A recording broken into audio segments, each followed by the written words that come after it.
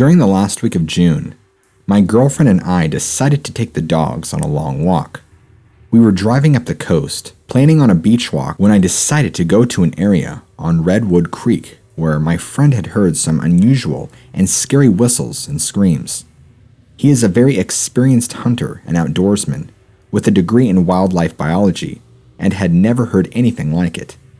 Anyway, we were walking up the north bank, where the trails are, when I decided to cross to the south bank to check out some sandbars. I loaded up my girlfriend on my back and waded across the water. We then continued upstream a short ways when we came across 3 distinctive footprints. They were approximately 14.5 inches long. I measured them with a stick that I saved. I compared them all with my own barefoot track for depth, and they were nearly twice as deep. I weigh about 280 pounds. I was surprised they weren't wider. They were almost narrow for their length. I at first thought they were human because of this. The best print had 5 very distinct toes and was flat. No arch at all, with toes straighter across than a normal human. It appeared that it had just leisurely walked into the creek. I scoured up and down for an exit point, but the terrain wasn't suitable for tracks other than the odd sandbar. The strides were about 4 feet. It had come across a packed gravel bar, leaving a few faint impressions. Nothing else that I saw. In 1978, I was alone and gold hunting up behind the Hoopa Valley Indian Reservation. I had to take a side trip across the mountain to avoid some heavy snow and brush. I found this trail that was going up the mountain, where there were large steps in the trail that were throwing my climbing stride off. At this point, this side of the mountain that I was on was bald, and it was open ground with no trees or brush close by to hide behind. Suddenly, I had this very bad feeling. Then the hair on the back of my neck stood up, straight up. I never had that happen to me before or since. I believe this happened for no other reason except fear. I then left this out of stride trail. Actually, I ran off the trail, feeling terrified of something that was coming down the same trail. I only got a short way off when I went down on my knees and covered my face and eyes with both hands and tried to hide. At that moment, I heard an animal on 2 legs come down the trail, just a few yards from me. It stopped, and it had to gaze right at me for a while. Then it continued on down the hill. I didn't look until after it left and continued on down the mountain out of sight, so I never saw this animal. I believe this creature was directing a silent feeling toward me, and I complied. At this point in my life, I had been a seasoned mountain man and have had numerous encounters with many kinds of animals, including bears and deer, day and night, but nothing like this. With no more fear, I returned to the trail feeling fine. I thought of Bigfoot right away. This time I paid close attention to detail. There was no odor or smell, and the only odd thing was that the trail became fainter as I continued to climb up on this mountain. I had expected this trail to lead somewhere, like a cave perhaps, but no, it just ended at a small meadow. I looked all around, and I could see there was a limestone ridge outcropping in the distance, but no signs of a cave. This encounter was really something to remember, and it was just my experience. There isn't any need for the so-called experts to tell me anything. They will just have to get their own experience. Besides, it's not like they're in the loop. On July 13th, or August 17th of 2000, about 7:15 p.m., my boyfriend, my 2-month-old baby, and I were headed back from Eureka, California, to Crescent City, California. Somewhere past Trinidad, and right before the lagoon, we came around the corner on a 4-lane highway. Up ahead, around 50 yards away, a tall, dark brown, almost black man with long hair all over ran full stride across the highway. His arms hung long, and the top of his neck seemed somewhat hunched over. The first thing that ran through my mind was, what's a man doing running across the road right here? I thought this because we were completely out in the middle of nowhere. Then I yelled, "That was a Bigfoot!" My boyfriend turned to me and said, "Shut up, you're playing with me." I told him that he saw it with his own eyes. By this time, we had passed the point where he ran across the road into the forest, so we stopped and turned around. We drove back to the point where we had re-entered the forest and stopped. Peering into the thick forest, it became too spooky for me, and I drove off. I noticed where and when he chose to cross the road was very unique. He waited until there were no cars except for ours, which caught him off guard just coming around the corner, and where he crossed was flat. It was the only place throughout the woods that didn't have a little hill on either side of the highway. Some of the people I have told this to ask if it was a bear, but there is no way it could have been a bear at the speed that this thing ran.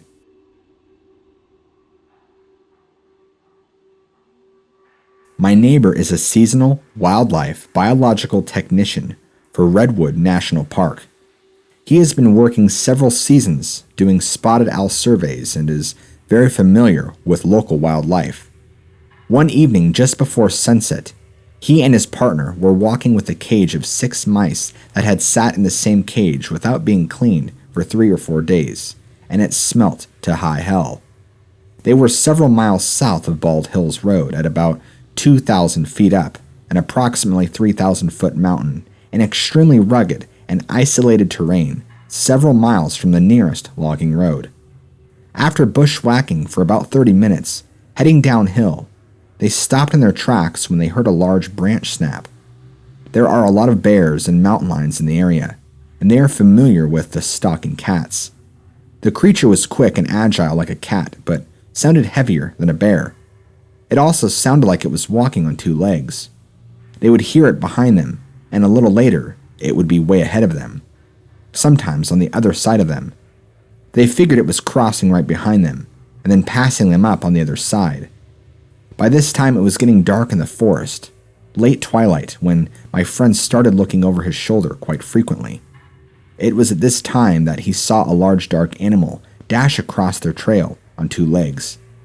He has seen the PG film and is familiar with Sasquatch, and he says that it moved with the same motion, just much quicker. He also noted it seemed a little thinner than Patty.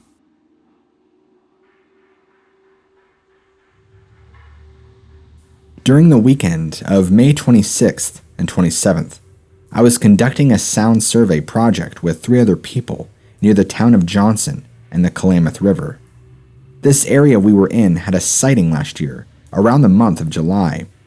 The place where we decided to set up was a recent clear cut that ran along the hillside. It was about 1,000 feet wide and 1,200 feet long. On the edges were fir and oak trees that developed a thick cover. Running the width and centered in the clear cut was a dirt road that the local people and loggers used on a daily basis. It also provided us with a place to park and set up our sound equipment. It also became base for our team. From our base, looking down into the valley, about 2 miles, we could see the town of Johnson. From our point, we were about 1,500 feet above the river and town. Just prior to dusk, I had 2 members climb to the top of the clear cut, about 150 feet in elevation and about 300 feet away from the base. I did this so if anything was to come closer to our base camp, they would have the best field of vision, and with their night vision device would be able to determine what it was. We also had 2-way portable radios for the upper lookout and base. Manny and myself continued to set up the equipment and waited until nightfall. Because I was scheduled to participate at 10 p.m. in a live broadcast with Jeff Rent's sightings program, I was ensuring that my bag cell phone was working properly. All the equipment checked out other than the phone worked but had some static in the line. At 9:40, we started the broadcast. The sound traveled very well and seemed to echo forever. The location we were at easily helped the sound to travel well over 5 miles from valley to ridgetop and saddle. It covered a very large area. Very happy with the sound, we continued to broadcast a few more times before the sightings show started. It was almost 10 p.m. when the phone rang. It was the sightings show. The show went fine for the first few minutes, but the static was getting horrendous, cutting Jeff off completely at times. About 10 minutes into the show, Jeff asked me to try and find another location where the reception might be a little better. A commercial was playing at the time, so I quickly contacted the upper team and Manny and told them that I had to move. I started my vehicle and drove about 600 feet towards the tree line. I reconnected to the show and was relieved that it was a better connection. I was in this new location less than 15 feet to the tree line, with visibility not over 5 feet into the trees. I was parked for a few minutes and heard what I thought was a bear charging me. I am in a convertible with the window down, not much protection in anyone's mind. I looked for my revolver and it was gone. I must have forgot it with Manny when I was in a hurry to get into a better location. I sat there for a second, and again I heard this charging that sounded like a few feet away from me. This time, I started my car and got on the radio and told the upper team that I was moving out because of something charging me in the bush. Manny didn't have a radio, as we were together at base camp and had to share two, one for base and one for the upper team. I asked the upper team, "Do you see anything?" And they replied no. I decided to wait it out, as this thing could expose itself to me, although I just realized that my camera was also with Manny. The show continued on, and I would hear footfalls, breaking branches, and at least one grunt growl. I kept asking the upper team if they could see anything, and they kept saying no. I at least had a flashlight, but didn't want to use it in fear that I would scare off whatever it was. Obviously, I was becoming very concerned for my safety, not knowing what it was, but I remained there on a chance I might be able to see a Bigfoot, or at least see something. I heard the charging again and again, and finally a crackle in the radio. "John, it's looking right at you. Can't you see it? It's about 25 feet away. That bastard is huge." My heart started pounding fast, and trying to carry on with this live program without sounding distracted was even harder. The other upper team member confirmed what they were looking at. It was something that was at least 8 feet tall, with shoulders that were 4 feet across. As I sat in my car, cell phone to one ear and the other to the forest, I could hear it charge again, and that's when they would say it went back into the trees. This happened several times. This sighting went on for several minutes, with the squatch looking at me by moving its body from side to side, trying to get a better look through the trees and brush. It was also observing, moving its arms in a quick motion, as if signaling to others. This whole incident from first charge heard to the last tree branch breaking lasted about 30 minutes. It was by far one of the most intense moments in my life. That next day, we did search the area and found the soil disturbed where this squatch was spotted. Due to the soil condition, it did not allow any prints to be left. Judging from a tree and stump in the area, it was determined that it was at least 8 feet tall, but closer to 9 feet. From the squatch's point of view, it had several windows to look at me, and by moving its body from side to side, it would have a clear view of my entire vehicle and me.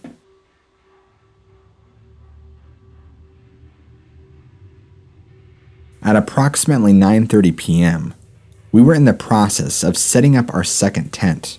There were 6 of us in the party, and maintaining the campfire when, from directly across the road and meadow, we heard a type of whistle, or double whoop sound.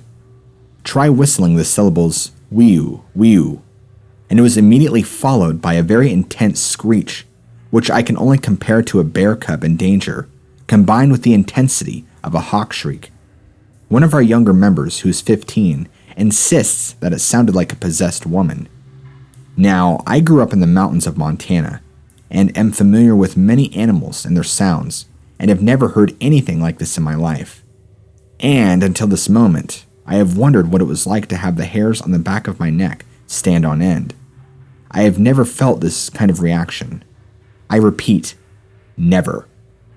The sound sequence repeated itself again, followed by a third lone screech. Immediately, we panned the forest tree line with our flashlights, with the intent of at least seeing the reaction of an animal's eyes. Nothing. We must have lighted the area for nearly 10 minutes, followed the sound, and still saw nothing. As time wore on, we began to relax and go about our business of finishing the tent setup and dinner.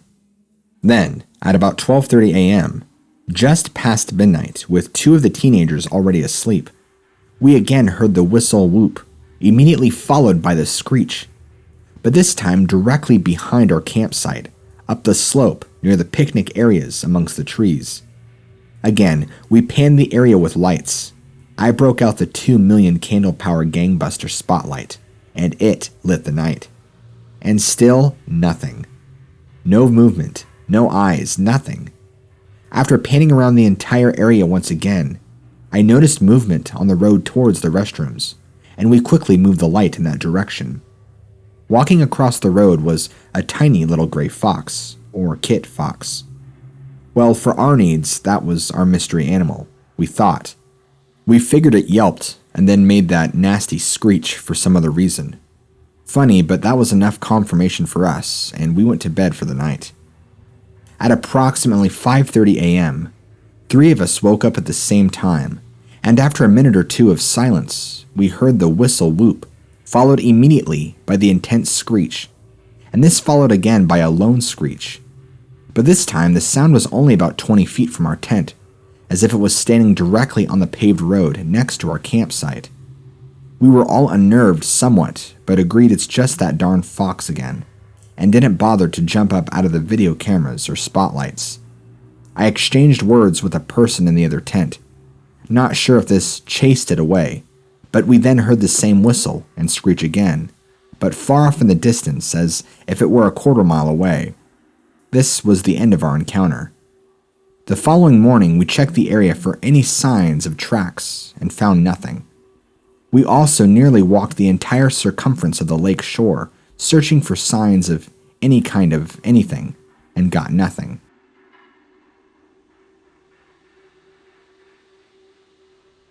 I found a 3-toed footprint and a 13.5-inch footprint sometime after 6 p.m.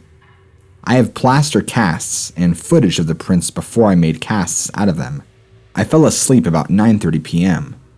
While sleeping, I was woken up to noises outside of my tent. The first noise I heard was leaves being stepped on, but I told myself it's nothing a couple of times. I began to fall back asleep when I started to hear it again, but this time it was louder and heavier. The thing that started to get to me and concern me was the fact that I had started to feel the vibration in the ground every time that it took a step. I was facing stomach down when I woke up, so I just lay there listening, and all of a sudden, the noises stopped.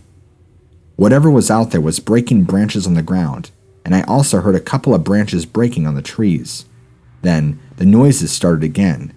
By then I was starting to get scared because, for one thing, I couldn't see outside my tent, and the other thing was that I was alone. The noises stopped, and I made up my mind to go outside. So I started to unzip the inside of the tent, and as I did, I tripped trying to get outside. By then, I got up and turned on my flashlight, spun around but seen nothing and smelt nothing. Whatever was out there didn't make any more noise, but I knew whatever it was still there. I would estimate the noise were less than 30 feet away, probably closer. That's just how close it was. I then grabbed my tent, ran with it to my truck, threw it in the back, grabbed the rest of my stuff, and I was gone.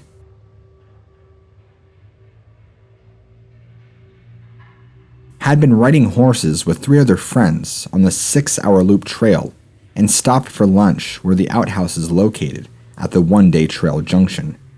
We were all sitting at the picnic table having lunch and was hearing much crashing in the brush. Not unusual sounds, for there are elk everywhere in the park. We did notice, however, that a bear or something had an awfully good time with the outhouse toilet paper, as it was strung all over the place. We were all sitting there, having lunch, and I decided that I wanted to go see where the elk were, maybe see a big bull. So I got on my horse and rode down to where I heard the noise, and the trail is cut out on an old logging road, and a creek crosses through a culvert to the other side of the road, and the water forms a small pool before moving on down into the larger creek below. I could not tell you how long I was sitting there on my horse, watching this creature not more than 30 feet away, trying to get a drink of water out of the pool. It was a challenge, as the sides to the pool were fairly steep. At first, I thought it was a man, and then a monkey, and at last my brain registered what exactly I was looking at. Then I seen the fingernail, and it was black and human-like. I was looking at an adolescent, possibly baby Bigfoot. It never had a chance to turn and to look at me, as the horse I was on kept getting more and more upset the longer that I stayed there. I ran back on my horse to my friends, and told them in a stuttered manner what I had seen. Just by the way I was acting, they knew something was up, because I have been in the woods on horseback almost half of my life. They immediately followed me back to the area where I had seen what I described as a young adolescent Bigfoot. My friends did not ever see the creature though, but they heard it as it walked away and seen the ferns moving as it rustled through them on its way down the hill to the larger creek. Never heard any sounds from him or her. My friend was going to follow, and I cautioned her, because I believed that Mom was close by. The crashing in the brush we heard was not made by the adolescent-looking creature. It was made by something much larger.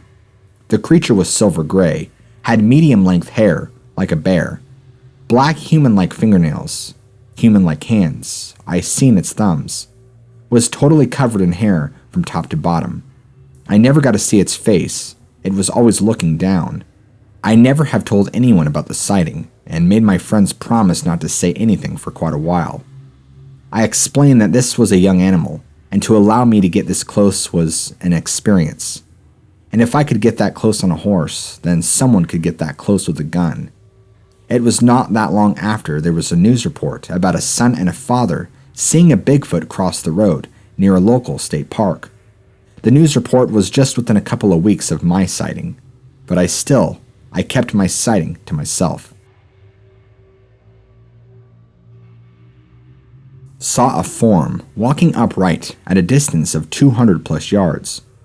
We were a little excited, but more like scared shitless. There was enough light to just make out whatever it was. It was moving on two legs. We found where it had gouged out the soft earth on the stream it crossed. No discernible footprints, but whatever made the gouge was big. We had to wild-ass guess at the length. Over 19 inches. It was longer than the tip of my extended fingers to my elbow. The grass growing across the meadow didn't allow for footprints, but was pressed down several hours later. We didn't follow the trail towards the trees. It had been watching us for around 15 minutes, give or take 5. I was asleep when my friend woke me up. Said he heard something moving above us on the exposed rock above our camp. He had his 9mm personal protection from the typical axe murderer you meet while camping in hand and was a little wound up. We listened to it move around with the occasional skip like somebody was jumping a short distance to another rock. It moved behind us and then down into the meadow that surrounded the stream we were camping on. We saw it cross the stream and slip as it went across on the other side. It moved across the meadow at a quartering angle away from us and into the tree line. We know it wasn't a bear. We had several run-ins with bears trying to get our food cache at night in Yosemite. Thought we would get away from the crowds on his backpacking trip. Good call, huh? Once we calmed down, we discussed what we think we saw. We both came to the same conclusion. I know we did not hallucinate. Our eyes had time to adjust before we finally got a visual of it moving across the meadow. We stayed awake until we had enough light to look the area over quickly, and then beat feet out of there. A friend and I went driving to camp in Oregon on Highway 199 in the fall of 1985. We didn't want to stay at a pay site, so we pulled off on a side spur road in dense forest and set up tent. We had our 2 Malamute cross dogs with us who had been by our sides in many backcountry adventures. As we set up our sleeping bags in the tent, the dogs began growling very menacingly with the hair up full on their backs. We thought there might have been a bear around and worried that they would take off after it and be difficult to catch. We left them outside anyway and crawled into our bags to sleep. Then the dogs began whimpering and trying to claw their way into the tent. We nervously let them in and not long afterwards began to hear howling. First, just one voice, but then followed by many voices. I would estimate that the sounds came from about 100 yards away. It was reminiscent of hearing a coyote pack or a wolf pack, but these were not canine voices. They ranged in pitch from childlike to adult male and higher female voices. It sounded like a really loud frat party in the middle of nowhere on a stormy, blustery night in the dark. It sounded like the people were talking very loud but yet howling at the same time. I've had many experiences hearing coyote packs, and this was not what I heard. I have no further explanation. We braved through the night and got the heck out of there in the morning. The second experience I had at Avenue of the Giants was the same friend while we were hiking a trail there. It was again the fall of '85, about a month later than the first. We had a map with us and decided to cut a loop short by going cross-country through the dense redwood forest. Not long after we started, the dog we had with us, same as the one of the dogs previous, lunged out full on his leash and began dragging my friend up a steep incline. We reached the top and noticed large foot-shaped impressions, maybe 14 to 18 inches long and 8 to 10 inches wide, in the depth below. Above us on the length of ground the dog drug us through. Branches were snapped off clean up to 10 feet high on the trees. We made our way back to the main trail with no further incident.